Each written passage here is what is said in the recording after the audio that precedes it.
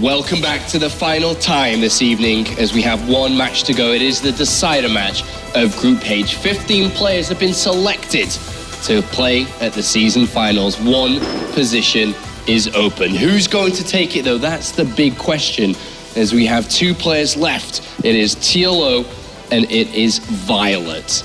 viOLet's been having a difficult time in 2015. TLO, 2 top 8 performances in the WCS. But it doesn't matter about any of that Colaris because it's just this best of 3 to go. Yeah, and despite obviously it kind of coming down to this very last series, I still got to lean towards how TLO is able to play out this matchup. We've seen how confident he has been since the very, very start of this year when it comes to Zerg versus Zerg. Maybe even before that, who knows, in terms of his like internal practice.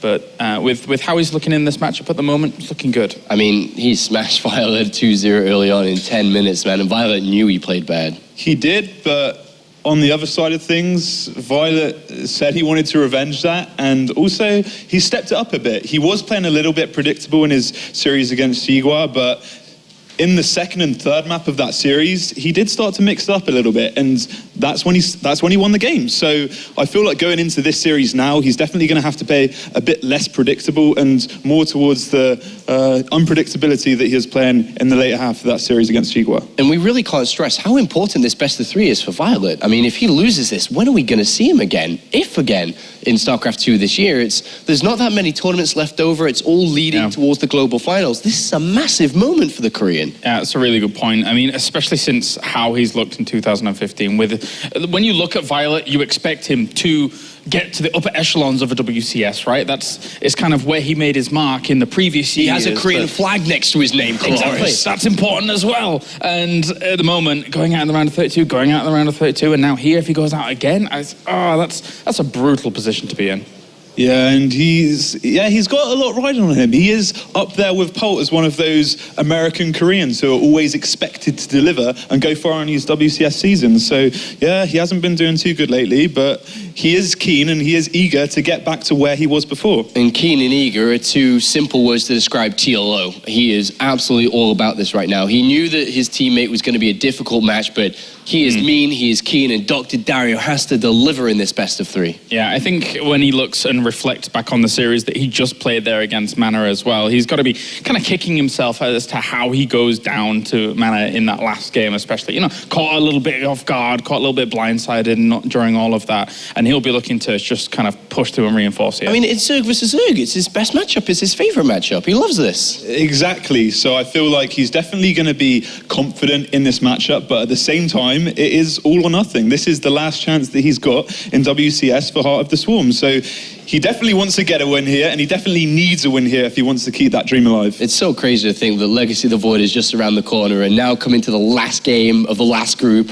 in the round of 32, we're looking at, if he loses here, like he's in trouble. What is he going to do? We'll be seeing him stream more Legacy of the Void, maybe. Yeah, I mean, that's it, right? And there's the infamous stress ball. It seems to have grown in size since last time I saw it. I'm pretty sure it's a little bit smaller than that last time, but there it is again to get his wrists ready for action. With all his prize winnings each season, he's able to buy a bigger stress ball, so it's okay. Imagine if he won BlizzCon, man, he'd have a bounce ball. No, it is stressful though. Like, he does need to calm himself, and that helps him. But he's kind of actually, he is one of those staple people that has been in Premier every single season, and not many people take too much notice to that. But that is one crazy feat to do. I think only 4GG and Polt actually join him in that achievement. So that is definitely something to look at, and definitely something that he wants to I guess, make people aware of more and show him why he's been so consistent in Premier and do well this season. Yeah, and he's going to need to deliver again here, as mentioned. Terraform is going to be the first map, which we can talk about a little bit. The other 2 is going to be Coda and Bridgehead. Going back to your point, I feel that TLO should have ribbons of all the WCS Premier Leagues that he's played in above his bed as he goes to sleep each night. But Terraform, the first map here, we've seen it a lot today. We saw it earlier on when these 2 played. This is a crazy map, and really anything is possible. Yeah, and it's the same opening map as the last series that they did play, so whether or not there will be mind games coming into it, we're yet to see, but I feel like it's definitely a good way to start things for viOLet. He can really change up what he's been doing in the past few series, so I feel like he's going to be comfortable going into this new map.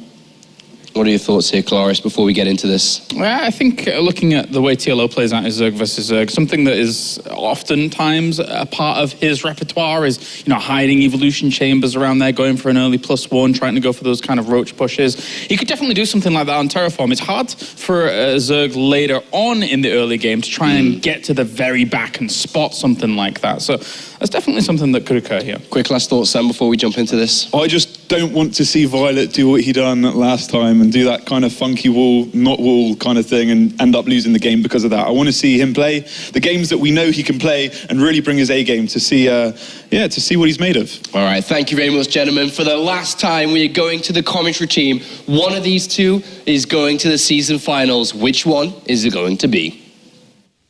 Thank you for the analysis, guys, there on the desk. And what a match we are about to see. Can the Korean champion of old take down the hometown hero in the rematch?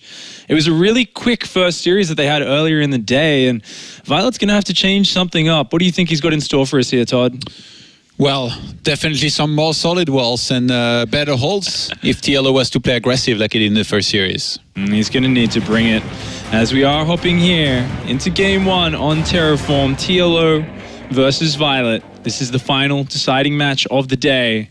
And spawning down here in the bottom right-hand side, we have our blue Zerg player representing EnVyUs. It is viOLet.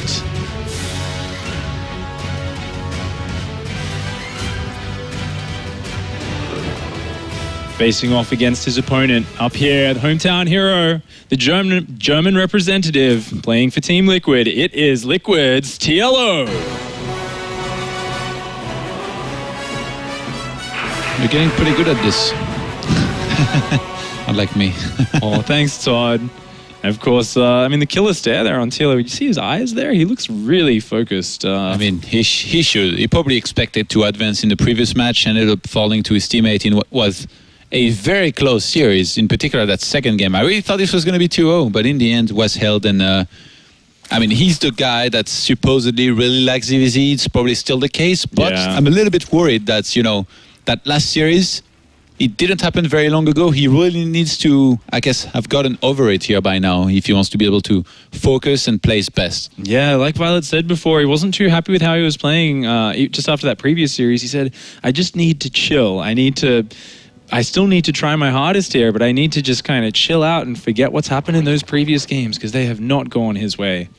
And both players opening up here with a nice fast hatchery first. Looks like both of them saying, you know what, you're not going to go for that early pool, even though, of course, viOLet showed it earlier today. He did do an 8 pool before. Yeah. So hatch first against hatch first. Who is it better for?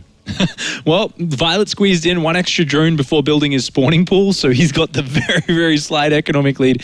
To some extent, I guess that shows TLO was still respecting the early pool option, saying, yeah, I'm going to get a hatch first, but going for a 14 pool afterwards, quite safe. And neither player dropping their gas just yet. Now, what both of these guys have really shown outside of TLO's Ling all-ins is that there was a lot of tendency towards roach play. But on viOLet's side of things, once again, so far, no gases. And he showed that before. He was just like, I just want to play gasless. I want to wall off with queens and go to roaches. So TLO going up against this style here and already knowing that here about viOLet, is there something that he can do that will be particularly good? I think he's got two options, and he kind of went towards the aggressive option in the previous set, right? Where he said, well, I can go all in. And, looks like a Spore Crawler trick actually coming out of viOLet. But yeah, TLO can choose to go all in again. But considering he's used up that option, he's probably going to go in the opposite side, right? He says, well, you're going to be ready for the all-ins this time. I'm going to go for the greedy option. Yeah. Little does his Overlord know, though, there's a Spore Crawler trap waiting for his Overlord. Yeah, it's dead. It's dead. It's dead. Yeah, there's no way that gets out of there. Certainty. Isn't there a way here, if you're TLO, that you can try to fake that you're going to do a similar timing as in the previous game? On all-in, but then you drone a power behind it. Well, I guess losing the Overlord makes it a little bit harder, but you definitely could maybe build a few Zerglings and run across the map, and that could get that panic reaction. I mean, you got to think about viOLet's nerves, right? After losing to 2 Zergling Baneling all-ins in a row, he might be like throwing down 6 evolution chambers, just seeing a few Zerglings. 10 spine crawlers. It's definitely an option there, and interestingly, faster gases this time out of viOLet, dropping them down right on 5 minutes, so just a little bit earlier, still going for his 4 queens, and for the moment, it looks like he's not overreacting. Oh, he's going for the aggressive Spore Crawler. Nice maneuver. So he basically says this sport isn't going to get a chance to do anything for the longest time, so I might as well just send this across the map. And it forces TLO to build a couple of units and to go and kill it. Yeah. So But what happens later when Burrowed Roaches go in his middle line and you don't have the spore? then he's going to regret it. But hey, opportunity cost, right? This way he gets this free scout. And once in a blue moon in a high-level tournament, you'll actually see the player underestimate it. And TLO's actually getting a lot of links here. Does he actually want to commit to this here once again? You know what? Wouldn't that just be the ultimate that's mind game? sick, by the way, on the spore, because viOLet cannot even go forward and spot anything at all. Nice moves there by TLO.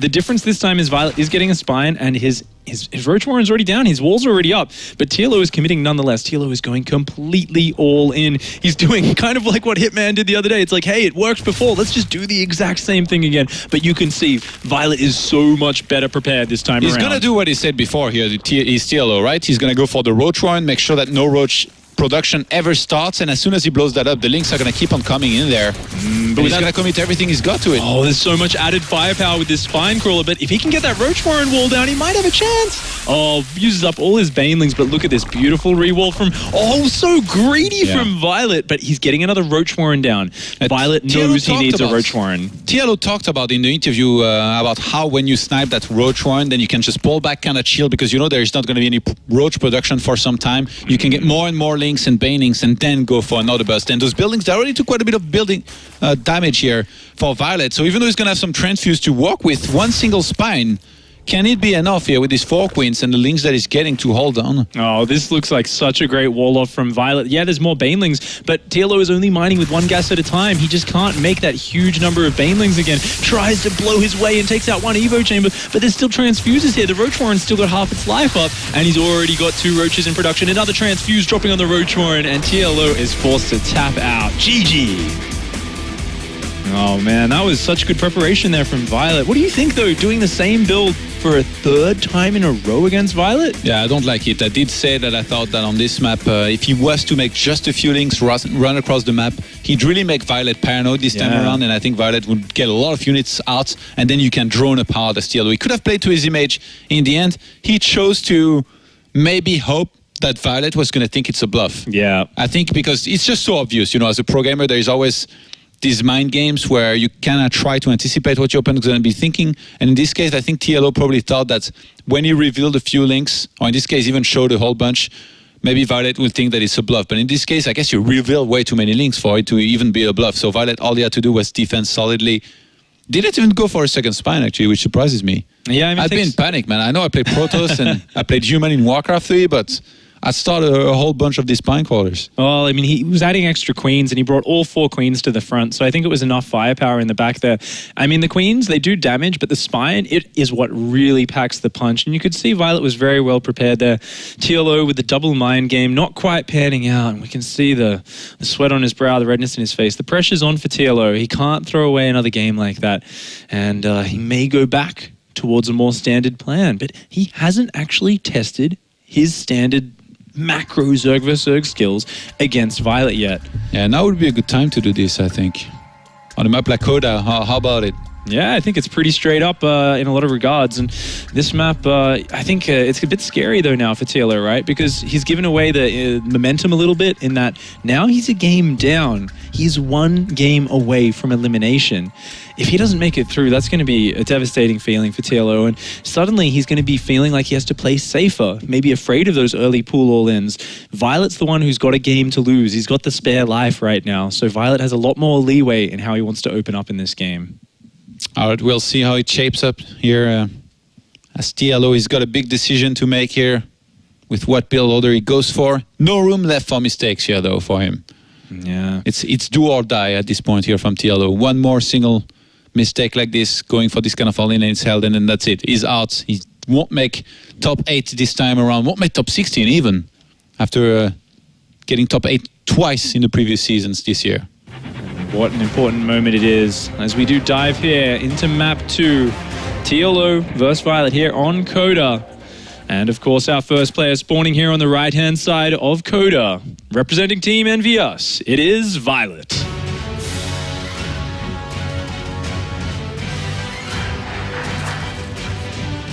Facing off against his opponent.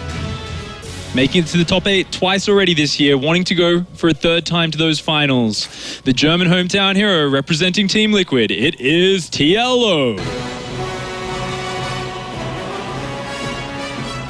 TLO here on this map. I do think he needs to change things up here a little bit. Maybe try and play a little bit more macro, definitely going to a third base. I mean, he used to do really well in this matchup here, no matter what. Didn't necessarily always play that aggressive. What do you think happened here for him to try this? I think, TLO was saying there's a little bit of, people talking about the games and being like, wow, it was so easy. What happened? And TLO was tweeting out. He was saying, he played exactly the same way as he plays on ladder. He played really greedy there. And I just thought, you know what? I'm going to kill him. And it worked out for him. He's obviously seen now, though, okay, look, I've done it twice. The third time didn't work. It's time to play a more standard game. And we do see a spawning pool first actually coming out for both players. Both players worried about that aggressive pool opening and just wanting to open up very safe here. Who do you think would do better in a, I guess, more passive start kind of game, 3-base against 3-base Roach scenario? These two. I think from what we've seen recently, TLO has a real edge in those scenarios where, viOLet's tried to get up there, but against Shigua, he didn't look that fantastic. He had some moments, but all in all, I think TLO's got that edge. He's got that flair in that mid-game Zerg versus Zerg. All right, going to be interesting to see if he chooses to go for that route here. TLO in the previous game, he went for a single gas early on, or not too late rather. 6 links out of viOLet. What do you make of this? Okay. Well, he did go for 4 links in the first series and actually got 2 drones in game 1. It was a really nice pickup. So maybe looking to try and throw TLO off a bit, do some more pressure. And the Overlord of TLO, though, is coming in. It's going to see these Zerglings pop. And TLO is aware of it. He's glanced at that. He's starting up Zerglings of his own. He should be prepared. Meanwhile, TLO is going for a gas back home. A double gas? What? Is that a mistake? He started the second one as a fake here to really make viOLet worried, I think. Oh, viOLet saw the other... Oh, the mind game's coming out of the Wonderwunsch. TLO is always so creative, always looking for little ways to trick out his opponent. And that's going to come into play a little bit later in the game where viOLet thinks the gas is actually later than it is. Actually, viOLet, didn't spot the original one. So I guess it's just to fake that it was later than it is, as you say then. Yeah, nice trick there from TLO. Very good hold on his ramp, and TLO defends those Zerglings very easily. Look at the spine in viOLet's base. Is he at this point basically saying, I'm really happy to go into a macro game and I'm willing to go the extra mile to make sure you don't cheese me out of this game? I think so, but it's almost paranoid. That spine crawler cuts into his economy a lot, and he's got that at such a fast timing that it shows that viOLet is actually worried about the potential for a big speedling flood. Yeah. And he got it so fast, that's really slowing him down. Maybe TLO being so brash as to go for 3 Ling Bane all-ins in a row has actually had an effect now on viOLet's mentality. Yeah, that could be the case. Goes for the extractors in his base here this time around. His viOLet's going to start the creep spread as well. If he wants to go for a wall, he's going to hit that single tumor here. Coming in handy. TLO, though, just going to be droning up here for now. And up if on he drones. starts to go into links, I guess it'll be now. Oh, is it already too late? Yeah, it's too late already. Yeah, I mean, he's up on drones. He's skipping his Baneling Nest. Looks like he's probably just going to go for a fast third play and then go up to Roaches off that, higher economy, maybe slower upgrades. But look at this. TLO comes around the back of the natural. He's looking around. He wants to get an indication of, what are you doing, viOLet? Is there maybe the potential for you to do some sort of delayed all-in behind this? So far, though, TLO showing no signs of being afraid, just dropping that third hatchery. And he's already got his 2 bases saturated on drones, on minerals. And looks like he's just going to drop a Baneling Nest for safety, and a couple more Zerglings coming out for TLO. TLO starts the third base, which is not spotted here by the Overlord of viOLet. How big of a deal can this be here? viOLet doesn't realize early what it is. This is really weird because I feel like the third base is almost... TLO wants viOLet to see that because TLO is massing Lings, adding a Baneling Nest. It looks like he's going for a delayed Ling Bane attack here, and almost like he wanted viOLet to see the third, but now adding drones and a Roach Warren. TLO looking like he's got something really special planned, maybe going into a Roach Bane all-in following this big Ling Bane attack? I think he wants to go, don't you think he wants to go into Roaches but made the Baneling a safety? Maybe, but I guess like both are possible. He's built a lot of units here, and he knows that Violet's doing an economic build. So it looks like he's going to try and bust through this wall, but there's Zerglings behind that waiting to defend for Violet, and he does not up yet, though. Oh no, but it is on the way here for Violet. These Lings coming in for TLO, they're going to have to get some damage done now because there's Roaches about to pop for Violet. The Lings are coming in from behind.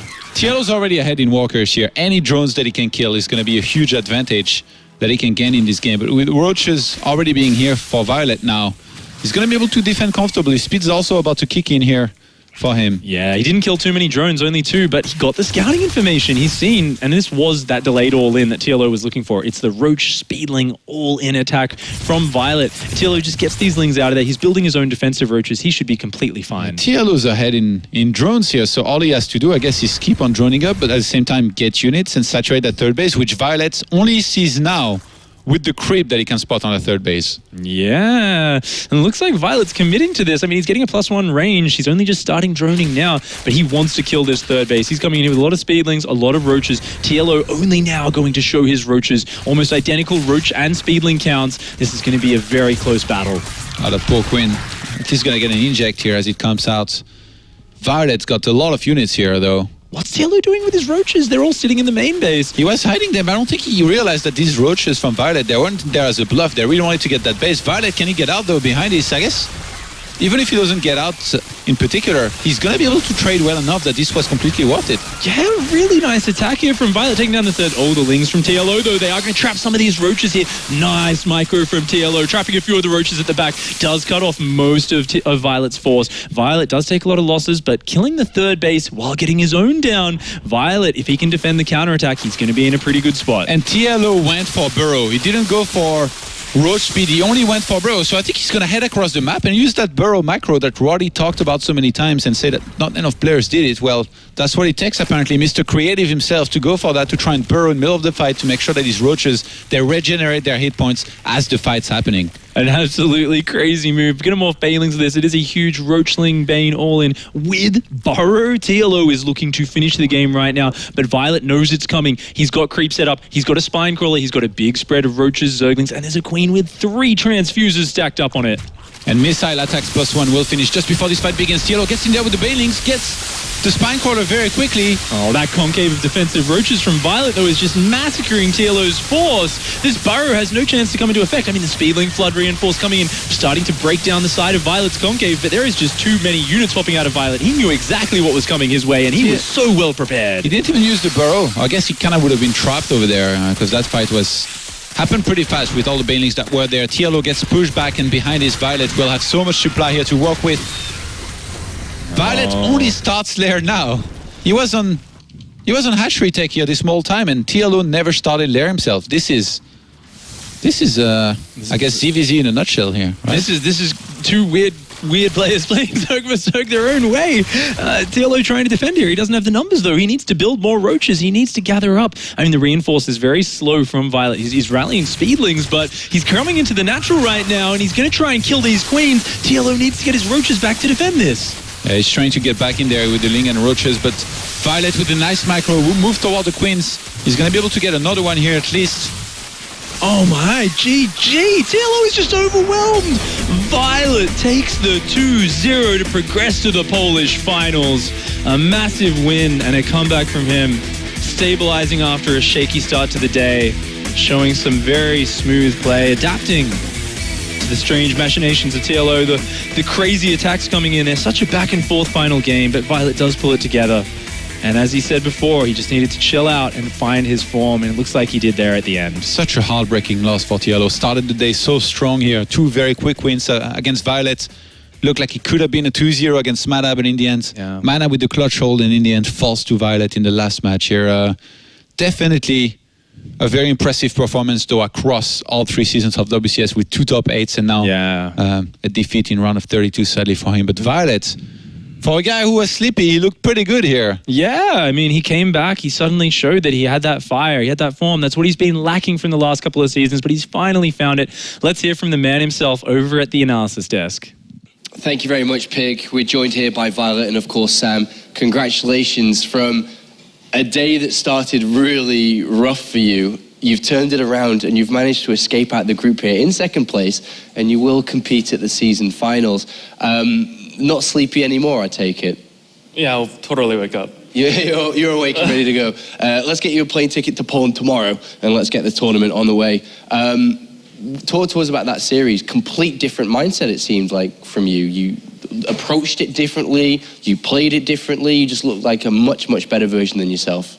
I have to say, because I lose first match versus him, and I figured it out. He go 15 heads and then put over the dip in my base, and go heavy ring, micro, because that's what his style. So I trying to make counter. So the Spore was the first game I did. I think it works. You know, every time you lose your overlord by Spore color, you little pissed. And me, I trying to mind the game, and I think it works. Sam? Sorry, that got me. So obviously, things didn't go too well for you today, but you did make it through. So do you feel like you need to address something so this doesn't happen again? Because you were nearly out, like you were on the ropes. What do you think you need to do to change that?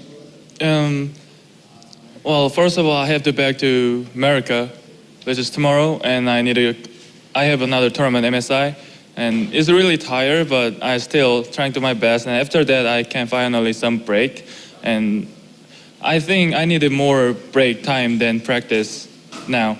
So this, I'm keep thinking about my mind control for the next season, for next matches. For the next part of the season. And what would you say your main goal is? To win the whole thing, or what would you be satisfied with? In the round 16, WCS been so long, so after I break, I need to get more confidence to make good results, but definitely I really want to win because it is probably last season for hardest one, so I want good memory in my life. All right, final question for me. I mean, you've played both seasons earlier this year, and it was a loss in the round of 32 each time, but now you've actually broken that. How much better do you feel breaking it? The last time you played in the round of 16 was last year in season 3. I broken the curse or whatever, so it's time to win. It's time to win, baby. Best of luck in the season finals. viOLet's our second place finisher tonight from Group H. We can check in with the bracket here really fast to solidify the results 100%. If it's in the graphic, it's true. There's Mana goes through in first place, and viOLet goes through in second. Congratulations to both of those who will move forward to the season finals to represent their countries. Now, joining us back on the desk, all of a sudden, viOLet is Pig. Welcome back. Hey, if only I could be as good at StarCraft as viOLet. If only. If only. But you're now a commentator with one of us. You've joined the dark side. Don't remember, everyone, is that you have to stay around because we're doing the round of 16 draw in a couple of moments. We are going to go to a quick break very shortly, and then we'll be going forward with that. I'm looking forward to this. It's always a favourite part for me.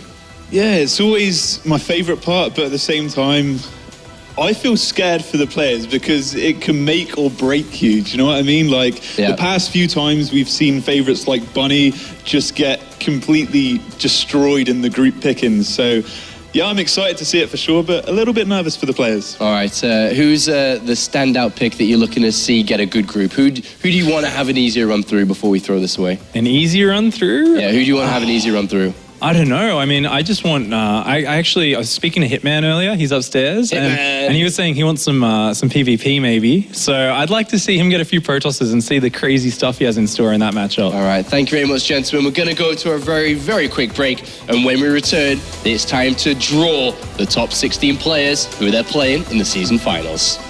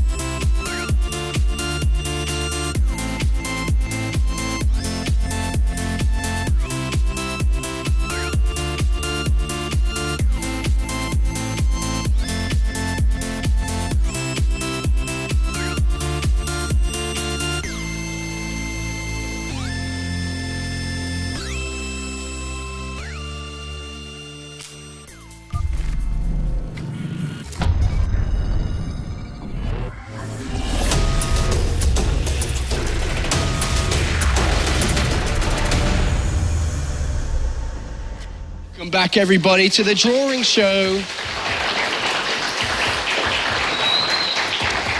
I love this part of the show, Sam.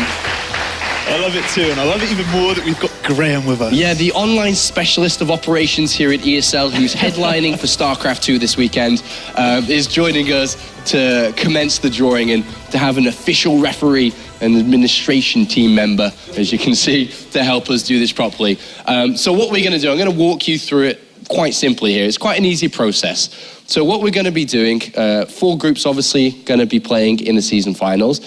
This ball right here has 8 balls in it, and it has 8 winners from the groups from the round of 32. So we're going to be drawing out one at a time, A, B, C, D, and then back, A, B, C, D, until we have 2 winners in each group.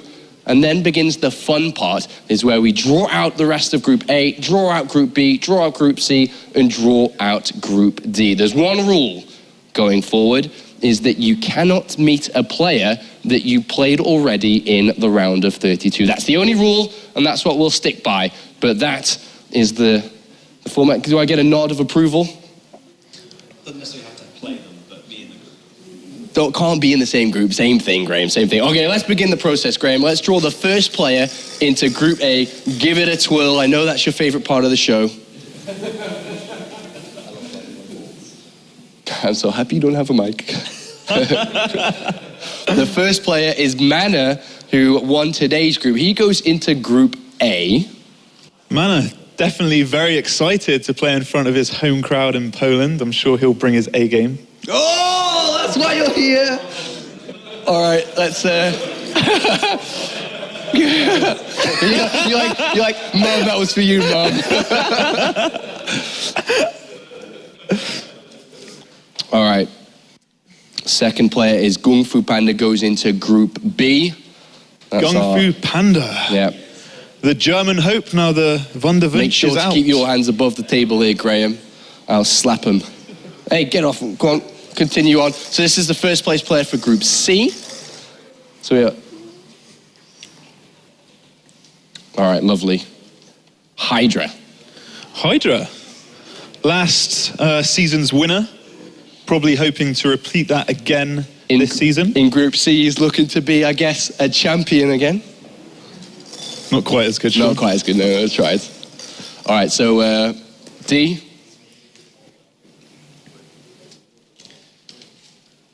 Big Daddy J-Dong makes it to Group D. J-Dong, the tyrant. Yet to kind of make his breakout WCS performance. He did make a final, I believe, and did he actually go ahead and win that? Well, he played in the finals at BlizzCon in 2013. Yeah, he did, but not quite the results since that, and I'm sure he's hoping to relive those glory days. Yeah, he played in the final as well, I think, season 2, 2013, the Cologne one. Season finals. All right, Graham, let's continue on Group A. So, this is the first player now that goes into Mana's group, who's sitting down there, Mana. You're playing against this guy eventually, hopefully. Possibly, maybe not, depends on the draws, I guess. Marine Lords. Thumbs up from Mana. Marine Lords, so Mana, having a Terran opponent in his group, actually made it into Premier off the back of beating Happy, one of the better Terrans in Europe, so I'm sure he's pretty happy with that. Yeah, he gave us a thumbs up from the crowd. So Gung Fu Panda in Group B, this is going to be a player that you're going in the group with. Graham, do us the honours. Look at the flick of the wrist. Snoot joins Gung Fu Panda. Snoot showed a pretty dominating performance this week, so looking forward to seeing him play. Team Liquid bodies dodge each other there, I suppose we can look at as well. Positive side of things. Yeah, definitely. And I'm sure he's happy about that. Go on then. 2 winners left.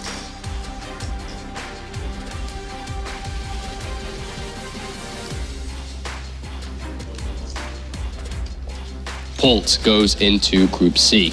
Pult, along with Hydra, probably one of the favourites to take the whole tournament. So goes in with Hydra. I can't believe he's in there with Hydra. Yeah, that's a pretty ridiculous. It's really funny, isn't it? Since season 1, they've been like meeting lower and lower in the tournament, so eventually they're meeting the round of 32. If someone looked at it from a different perspective, they would say this is definitely fixed. They just don't want to see these guys win. Graham's like, it can't be fixed. I'm doing it live.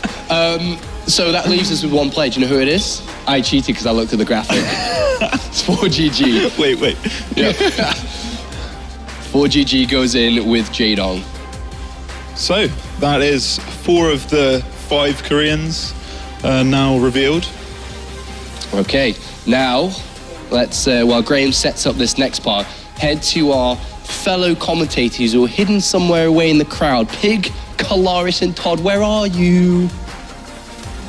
Looks like we've been rumbled, guys. All right, well, Todd, let's start with you then. What do you make of the group so far? Group C and D look to be pretty tough. Definitely some group of death potential in these two, but it's pretty cool to see even some matchups shaping up as they could happen, because I'm guessing it's going to be 1 against 4 and 2 against 3. So like the people that have been drawn out, they're not going to be facing each other, but it's all pretty stacked. All right, and Pig, over to you. What do you think about, especially like Group A and B at the moment, with him touching on those so much? What's going on? I don't know.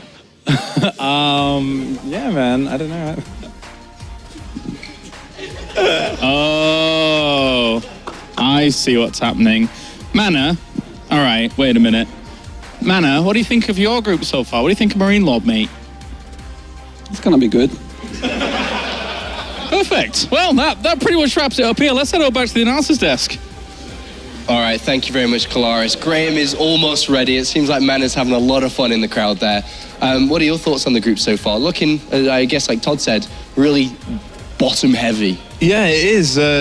2 Koreans in 2 of the groups each, so that's definitely going to be a bummer for both of them. So I think that can also cause a lot of... Oh, here we go. Graham, Graham, what are you like?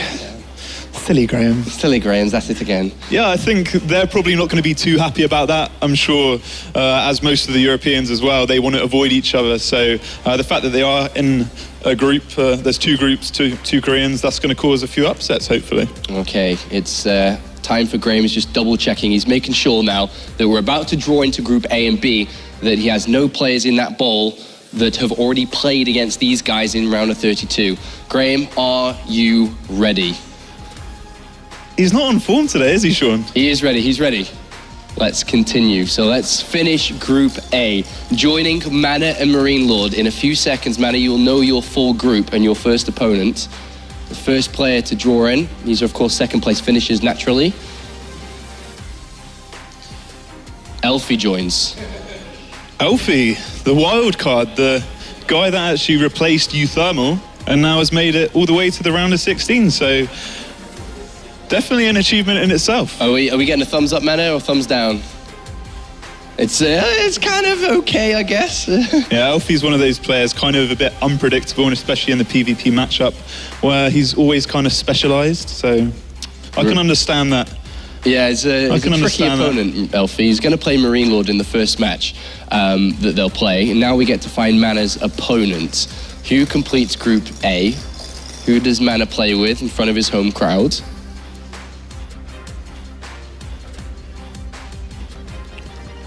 Tension. Zanster. Big thumbs up from Mana.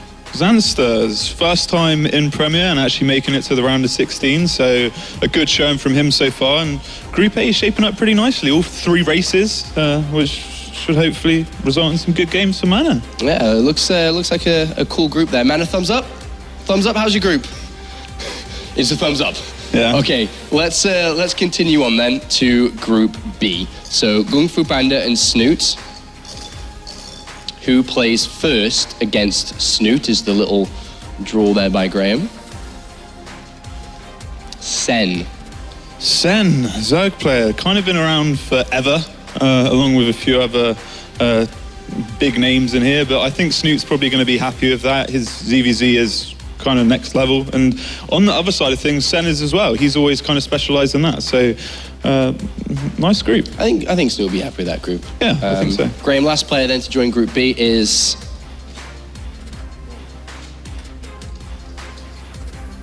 It's Petraeus. I feel like that's probably a dream group for Snoot. I feel like he couldn't really ask for much better, and Petraeus, he's kind of one of those guys that Snoot would have played against many times on the European ladder. As we all know, Petraeus is that guy who just doesn't stop playing. So Snoot's probably going to feel very comfortable with that. Petraeus as well, though, it's his last tournament as a full-time, well, technically full-time player before he goes on to studying. So I'm sure he's going to want to prove himself as well. Yeah, interesting group that. So Kung Fu Panda will open up against Petraeus and Snoot versus Sen. Graham's just going to set up for the last one here. And we are going to go over to the crowd for Kalaris and impressions. Impressions activated. All right, Pig, here we go. Group B, let's start with you. You know Petraeus obviously quite well. What do you make of how Group B shaped up so far? Well, 3 Zergs in a Protoss, so it's an interesting one. I think it's a little bit unfortunate for Gung Fu. Didn't get any Protosses in there. He loves his PvP, and I think it's really tricky because he's a very special Protoss player. And there's going to be 3 Zergs. They're all going to get to see the builds he's used before. That's going to be hard for him. But I think Petraeus, Sen, Snoot, it's all the ZvZ. The ZvZ, I think Snoot's got a really good shot at coming out first. And over to Todd to see what he thinks about Group A, obviously with Marine Lord in there and the wild card that is Elfie. What do you think? I'm not sure if he's going to be happy outside because Elfie is such a wild player to go against. So hopefully he works hard before going into this group. I guess having 2 Protoss at the same time, it's definitely better for him because he's got one main matchup to focus on, which I think is pretty good. I'm looking forward actually a lot to the Group C and D. I feel like Group C, if Hitman is drawn in there, then Hydra or Pult will be going out in the round of 16. That's actually a good point. I forgot that Hitman was still around. Let's find out then. Let's head back over to the desk to see exactly where Hitman's going to be. Thank you very much, Kalaris. 4 players remain to be drawn into these last couple of groups. Where is Lilbo going? Which group is he going is a big question on our minds up here. And of course, viOLet's been thrown in with the Koreans, of course, Aigers, and of course, who's Hitman going to destroy in the round of 16? Let's begin. So let's finish Group C, which already has Hydra and Pult in it. Is viOLet joining them? Is Lilbo? Look at the draw now. viOLet joins Pult and Hydra. And if you could see the reaction on viOLet's face, I'm sure you will in a second here.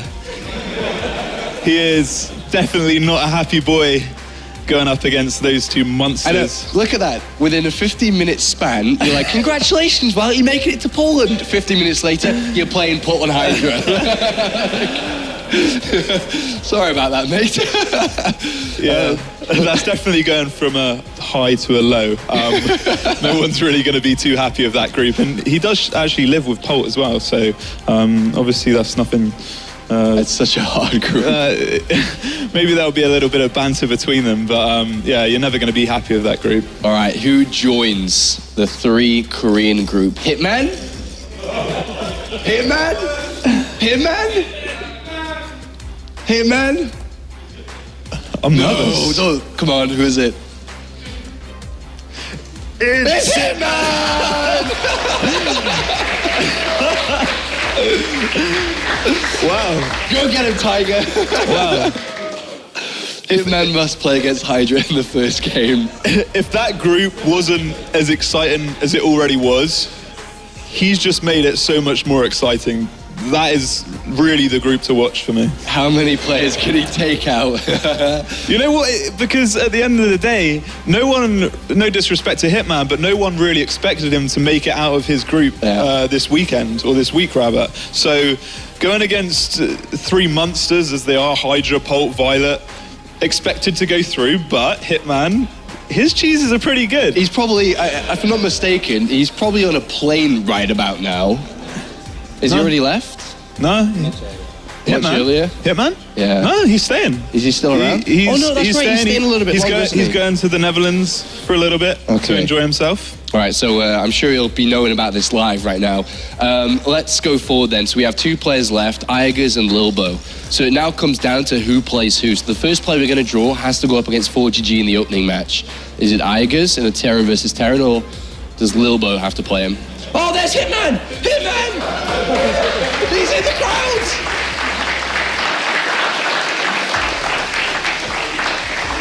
Kalaris, in a minute, you're going to have to go talk to him. Aigers plays against 4GG. which means Lilbo opens up the tournament. Of course, the finalists from Season 2 up against Jadon Graham. Draw out Lilbo for us. There we go. Lilbo joins Group D with Jadon, 4GG, and Igers. Yeah, Igers going up against 4GG. 4GG's best matchup, hands down. I'm sure he's going to be very happy about that. I'm not sure about Igers. And then Lilbo against Jadon. It's kind of a tricky one. Lilbo has kind of, I guess, been doing really well recently, and obviously made that finals in the last season, and PVZ's kind of been his best matchup, but Jadong's never going to be easy. The thing is Lilbo, he wants to win it. If he wants to win it, he's got to beat anybody, right? So might as well do it in the round of 16. Exactly, and I think if he makes it out of this group, he's got a very good chance. Yeah. I mean, with Hitman in the other group, that can potentially cause another upset, and yeah, I think if Lilbo makes it out of that group, he's got good chances. All right, thank you very much, Sam. Thank you very much, Graham, for doing the draw. No mistakes at all. Now it's time to head into the audience. Kalaris, who are you with? I'm with the man of the moment right now. That's who I'm with. All right, Group C, buddy. Group C. What do you make of it? Obviously, it's looking like a pretty tough group. I've played all these guys on the ladder a couple times, so they know my style. But hopefully I'll have something prepared, something special prepared. Watch out, guys. Watch out. Hitman's out for you, including you, viOLet. Watch out. We're done. All of them. All right, thank you very much, Kalaris. Sam's finding himself before we continue on. We've got the draw done. We have no microphone. Someone stole your microphone. I think Kalaris has it, doesn't he? So we'll get you a microphone in a second here, Pig. A wonderful set of players here, Sam. Yeah, wonderful set of players here, and I'm actually such a big fan of Hitman now. He's come here, he's done his thing, he's just so carefree, and yeah, he's just always having fun, always got a smile on his face. Yeah, Pig here, final thoughts before we end the round of 32. It's only a couple of weeks away. Poland, it's going to be awesome, it's going to be huge. Mana's going to be there, Hitman's going to be there, a lot of the heroes are going to be there. So, hey, I'm just looking forward to it. It's going to be an amazing weekend over there. Yeah, an absolutely fantastic set of players that will be playing live at the season finals. Thank you very much, gentlemen. Thanks for joining us for the first time here, Sam. It's been a pleasure having you on the team. Likewise, Jarrett, and of course, thank you to Kalaris and Todd out in the audience. And thank you to everyone coming down here. One final thing to note for everybody at home. Make sure to check out this weekend the MSI tournament that is happening. More WCS points are to be gathered as the journey is not over yet. It's the next stop before we head to the season finals, which will be played in Poland. Until then, we'll see you.